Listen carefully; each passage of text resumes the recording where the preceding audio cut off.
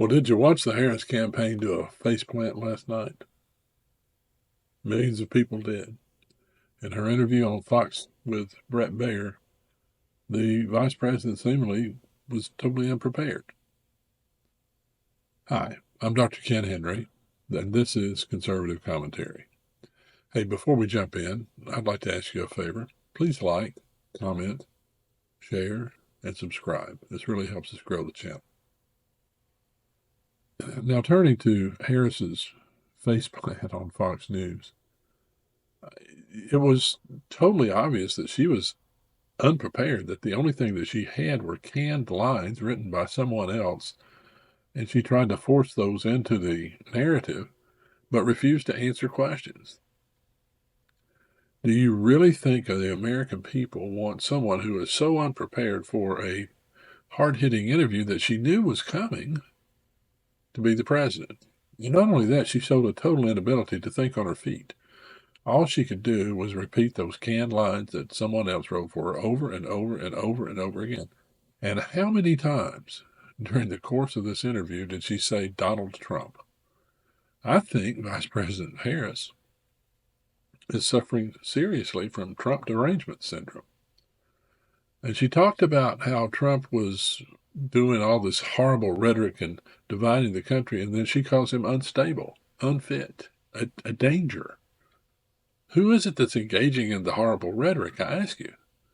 Now, yes, I agree that the campaigns should be more civil in the United States, but to do the kind of harm to the campaign that she did in terms of her rhetoric toward Trump and exposing him to potentially another assassination attempt is unconscionable. Look at this report from Sky News in Australia and how they analyze the interview, and then let us know your thoughts in the comments. It was a bad day for the Kamala Harris campaign. Her interview on Fox News was a train wreck, a hot mess on a number of levels. In Bret Baier, she faced a real interviewer who asked pertinent questions about the border, inflation, her record, and she floundered. She was evasive, she was incoherent, she was sometimes nonsensical. Whoever in her team thought she was ready for a real interview should be sacked immediately. Let's have a look at some of the more notable moments. I could play you the whole interview, but we don't have the time.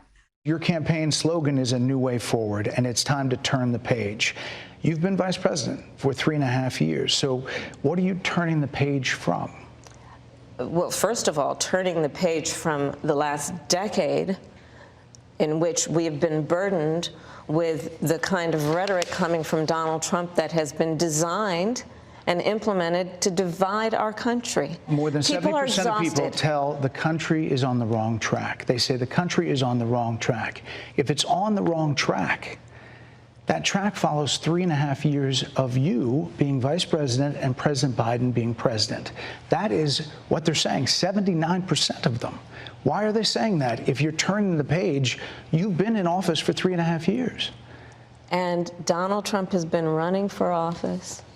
But you've been the person holding the office. Come on.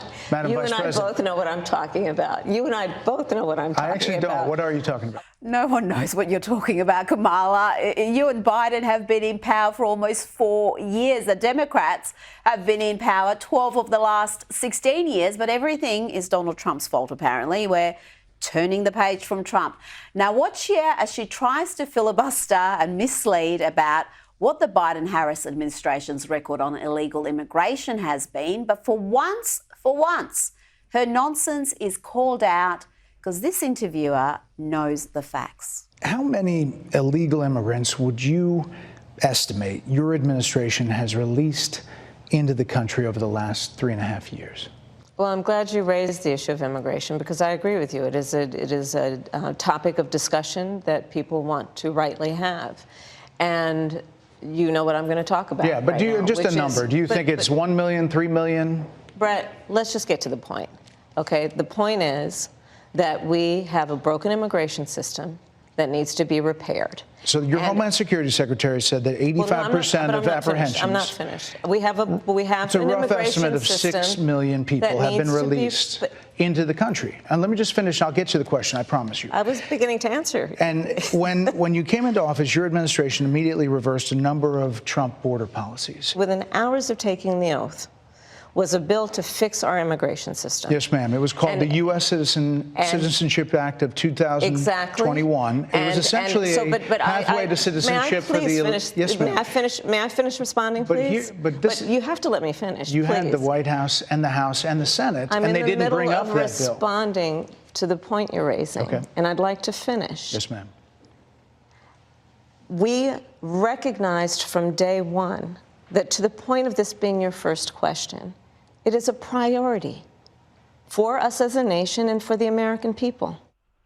Just waffle, no answers. She doesn't have anything significant, substantial to say about these critical issues. Now watch here as Kamala gets all heated up, ranting and raving about Trump wanting to lock up his political opponents. Isn't that precisely what the Democrats have actually been doing? He has talked about locking people up because they disagree with him. This is a democracy. And in a democracy, the President of the United States, in the United States of America, should be willing to be able to handle criticism without saying he'd lock people up for doing it. And on the question of emboldening and enriching the Iranian regime, this is what Harris had to say. Critics just say that you either relaxed or failed to enforce sanctions on Iran, allowing all of this money to flow into Iran, like billions. Let's go back to Donald Trump, who pulled out of a deal. And the final highlight, or should that be low light, is when Bret Baier asked Kamala when she finally noticed that Joe Biden had some issues with cognitive decline. She is momentarily speechless. You call Donald Trump, he's misguided. You say now he's unstable. He is unstable, Brett. He's not well. You say he's mentally not stable. He's not stable. Let me ask you this. You told many interviewers that Joe Biden was on his game, that ran around circles on his staff. When did you first notice that President Biden's mental faculties appeared diminished? Joe Biden, I have watched from the Oval Office to the Situation Room, and he has the judgment and the experience to do exactly what he has done in making very important decisions on behalf of the American people. Then why are you the presidential candidate? None of it makes any sense. Joining me now is Sky News contributor Kosha Gator. Kosha, she took a big gamble being interviewed by someone like Bret Baier, who you've got to say, it's not like she was interviewed by Sean Hannity or Tucker Carlson or Greg Gutfeld. You would expect that a presidential candidate could handle a tough interviewer who plays it straight down the line, and she floundered. She did take a gamble, and that is the million-dollar question. You could see she did not want to be there. She couldn't get out of there fast enough, and she did it because she has to. This race is very, very, very tight, and the momentum is with Trump. And historically, there is precedent where the Democrat candidate begrudgingly will give one Fox News interview when there's 20, 30 days left. Obama did it, Hillary did it, it used to be with Bill O'Reilly. So maybe she has to do that because they have a big audience, a lot of independents, and actually, frankly, Democrats watch Fox News. Yeah. But she was not prepared. She was not prepared. To me, the big takeaway is she remained substance-free. She does so by filibustering, using filler words. She said multiple times, let's be clear, let's be clear. She's never clear. And she hides behind others. Like she likes to hide behind the legislative branch because everything was like, I will follow the law. Congress needs to act. So she shifts blame without ever weighing in on her position. Yes, she doesn't pass laws, but she can weigh in on which laws she thinks are better or not. And she wouldn't do it, and he had her dead to rights. And he knew the facts. When she brings up nonsense about this was the first thing we addressed and we had this bill, well, yeah, that bill was just going to create a pathway to citizenship for millions of illegal immigrants. That's not going to solve the border crisis. Right. And he knew that level of detail. And I've seen so many interviews with her where that's not followed up. There really is, very frustrating to watch.